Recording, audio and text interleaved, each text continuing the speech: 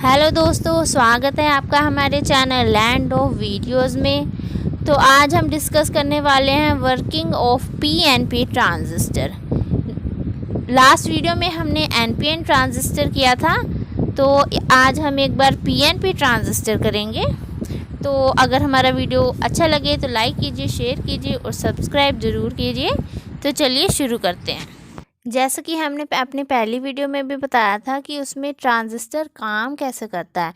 Transistor काम करता है मूवमेंट ऑफ मेजॉरिटी कैरियर से जो जंक्शन में मूव कर रहे हैं, और उनकी जो अरेंजमेंट होती है वो किस तरह से उनकी बायसिंग होती है वो डिपेंड होती है कि वो किस तरह की टाइप के ट्रांजिस्टर से कनेक्टेड है, मतलब वो एनपीएन है और पीएनपी है। और साथ ही हमने एक बायसिंग रूल भी किया था।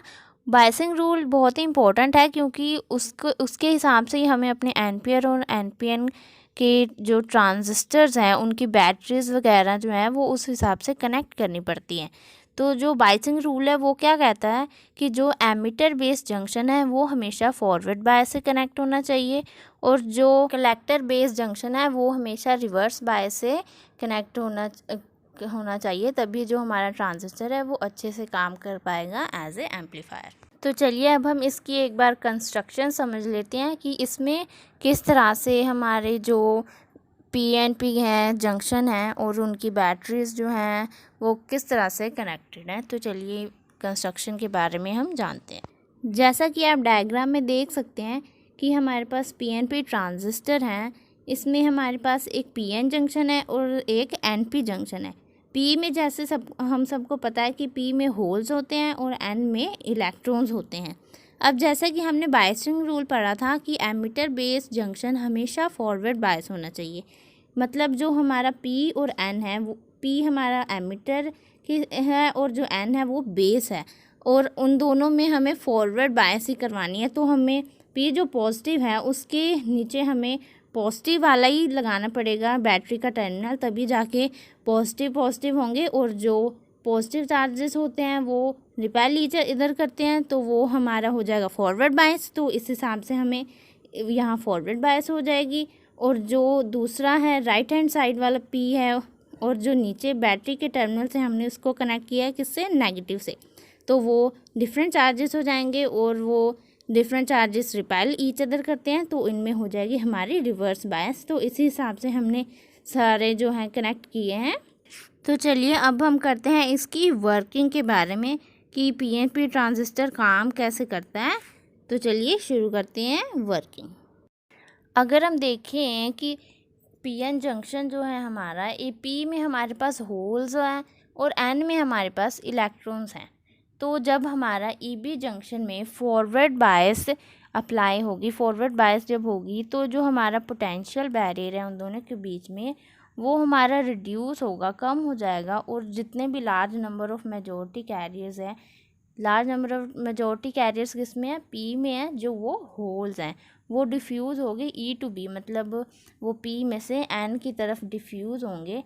लेकिन कुछ ही इलेक्ट्रॉन्स होंगे जो हमारे डिफ्यूज़ होंगे बी टू ई, मतलब बेस टू एमिटर, और इनके डिफ्यूज़न से जो हमारे पास करंट आएगा, हमने लिखा भी है आई ई है, वो करंट जो हमारे पास आएगा वो किसके इक्वल होगा, वो सम ऑफ होल्स के करंट और इलेक्ट्रॉन्स के करंट का सम होगा, जो हमारा आई ई है। लेकिन जो ज़्यादा करंट है वो हमारा होल्स में से ही आएगा जो एमिटर ने उसमें इंजेक्ट किए थे। लेकिन अगर हम देखें जो हमारे पास मेजॉरिटी कैरियर्स थे होल्स के, वो जब एमिटर ने पुश किए हमारे बेस रीजन में, तो जो डिफ्यूजन हुई वो इलेक्ट्रॉन्स के साथ, उनका जो हमारे पास करंट आया वो आई ई था, और जो उनका बेस में जो डॉपिंग हुई वो बहुत ही कम थी, मतलब वो लाइटली डॉप्ड था, और जो हमारे पास कुछ ही इलेक्ट्रॉन्स थे जो कंबाइन हो पाए थे होल्स के साथ बेस करंट में, और जो बाकी के होल्स थे वो जब हमारे पास कलेक्टर रीजन में गए, जब उनमें रिवर्स बायस हुई, तो जो हमारे पास करंट आया वो हमारा आईसी आया। और अगर हम देखें तो हमारे पास पहले जैसे हमने एनपीएन में किया था उसमें हमारे पास आया था कि जो एमिटर का करंट है वो इक्वल है collector current plus base current के। तो इसमें भी हमारा यही होगा कि इसमें भी हमारा एमीटर का करंट किसके इक्वल होगा, कलेक्टर करंट के और प्लस बेस करंट के, क्योंकि जो हमारा एमीटर करंट है उसमें सबसे ज़्यादा डिफ्यूजन हुई है और जो कलेक्टर वाले रीजन में है उनमें थोड़ी कम हुई है। इसीलिए हमारा रिज़ल्ट यही आता है कि एमीटर करंट जो है वो किसके इक्वल है, IC प्लस IB के करंट से। तो हमें उम्मीद है कि आपको PNP ट्रांजिस्टर और NPN ट्रांजिस्टर दोनों अच्छे से समझ में आ गए होंगे। अगर आपको NPN ट्रांजिस्टर दोबारा से समझना है तो उसका लिंक हमने डिस्क्रिप्शन में दे दिया है, आप वहां से जाके समझ लीजिए। और अगर हमारा वीडियो अच्छा लगा हो तो लाइक कीजिए, शेयर कीजिए और सब्सक्राइब कीजिए। Thank you.